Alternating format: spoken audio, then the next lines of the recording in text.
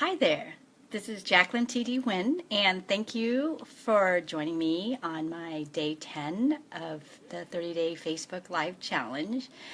I am the owner of Integrative Minds, where we help you become the leader that people want to follow. I assist my clients in creating a family of their dreams while having a lot of fun in the process. In my 3-month online program, The Harmonious Family Blueprint, will forever change your family. We want you to be able to go in and come out of it transformed. So it helps create foundations that bring more harmony, more happiness, and excitement, as well as teaching you how to still keep that boundary and balance and values to your family unit. So I started this challenge because my marketing director, Angela Giles, and Tanya Domani told me that I had so many information and techniques and tidbits that I knew that really helped, that I should do this. And a lot of the stuff that I'm going to be talking about in the 30 days are actually in my Harmonious Family Blueprint, but we just get into it a lot deeper. So today I'm going to talk about mixed messages and what it means, and how we can increase respect and love from our children once we get to understand the mixed messages that we're sending out. So first of all, I'm a parent, and I know we're not perfect. We're humans. We make mistakes, and no child is perfect, and no family is going to have crystal clear communication 100% of the time. Life does happen, and people feel stress, and they misunderstand each other, and that's normal. And communication is a work in progress. However, it does take a very brave parent, a very strong parent, someone that is emotionally intelligent, to examine the little parenting quirks that may be lurking in just the everyday to-day interactions with our children. I think we do all the biggies, right? We get food on our kids' plate that's healthy. We get them to bedtime. We get them to their soccer practice, and make sure they get to school on time. But then there's the little things that I think we don't realize, and how it affects our influences and how our children view us. So if you're really clear on communication in your house, then this is a good place to start.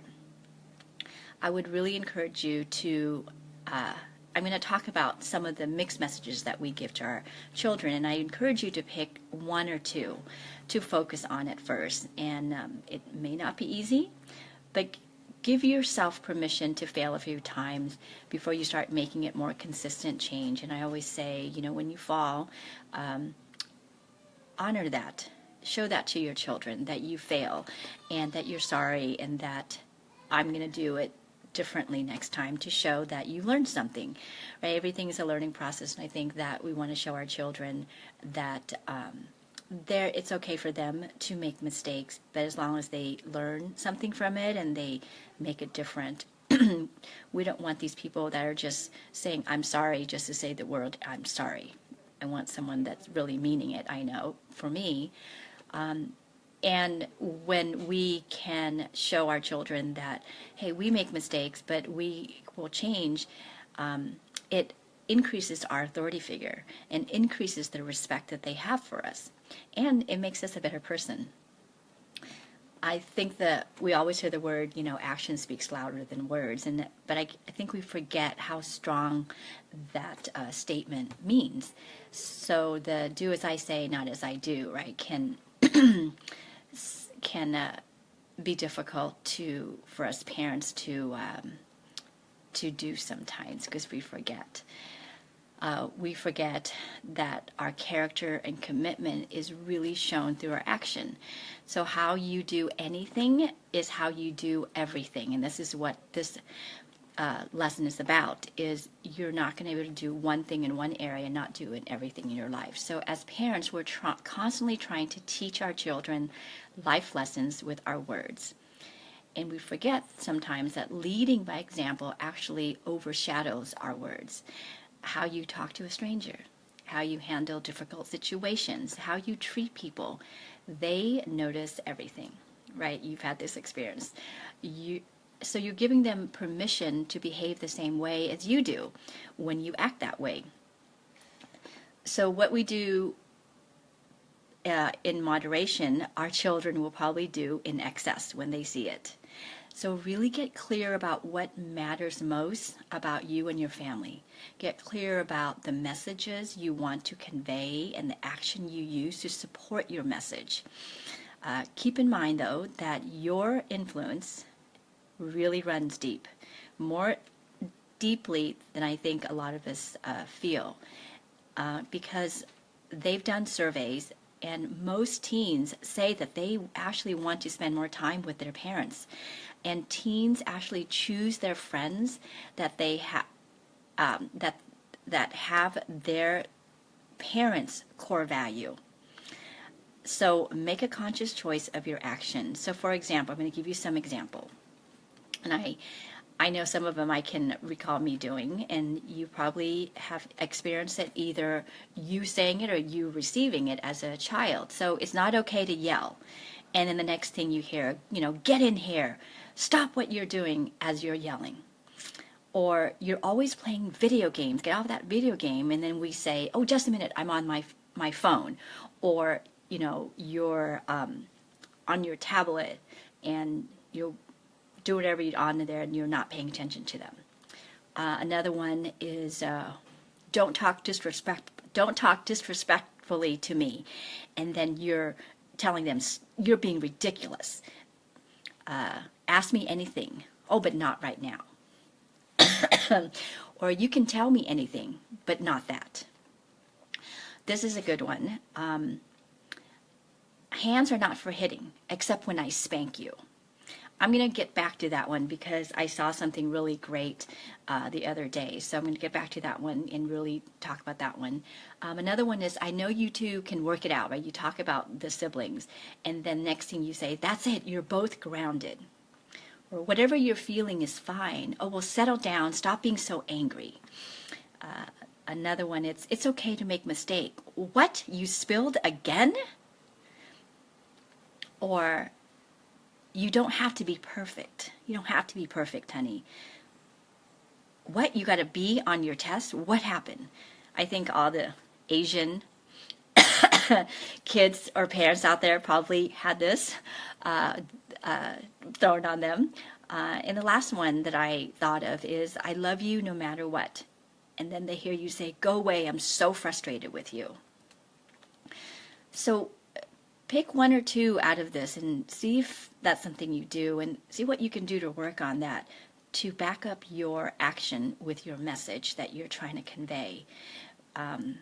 See how your partner, your spouse may do the same, and maybe you guys can hold each other accountable for it. These are habits. Habits were created, which means habit can be broken if you consciously choose to do that. And I guarantee you, when you start backing up your messages with action, you are going to see a major change in love, respect, and engagement with your children. And especially when they get to those teenage years, right? Start as early as possible, because that way when you get to the teenage years and you're telling them, you can't be with these friends, or, don't try this drug, or don't try this alcohol, they're going to listen to you because they weren't watching you take a drink. Because, so many parents I know will say, come home from work on a stressful day and say, I need a drink because I'm so stressed out from the day. So the message you're saying to your children is that drinking is what helps with stress.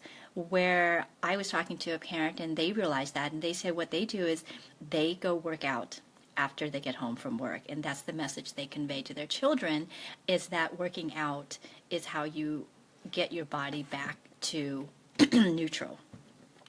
So when they hear you do these things and it supports it, when they get to their teenage years and you talk to them about sex and alcohol and drugs and dating, they're much more likely to listen to you. To get back about the hands are not for hitting except when you get spanked. I know I was one of those I was part of that generation where we did get spanked when we did something wrong, and it still is going on right now. And I think there's an article that I read, and the argument is that kids need to learn respect. My parents spanked me, and I respected them. But really, did you? No, I don't think you respected them because they spanked you. I think what it is that you feared them.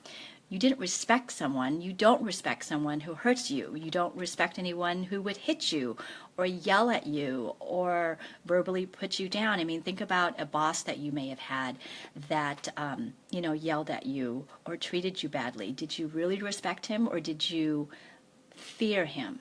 I think it's fear of losing your job, maybe in that situation. Maybe with the children, it's fear of what you're going to do to them afterwards. So don't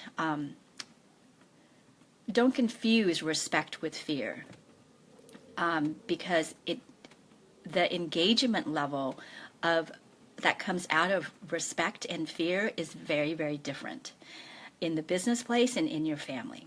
Okay, so I'm going to talk about kids. Kids do not respect people who hit them, who abuse them. They fear those people, and then they comply out of fear. But let's not,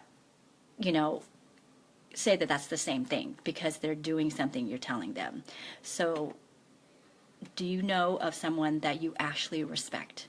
I know I respect someone who is rational and emotionally intelligent and mature enough to connect with me when I'm having a hard time or when I'm doing something that may be not good for the business or for the family.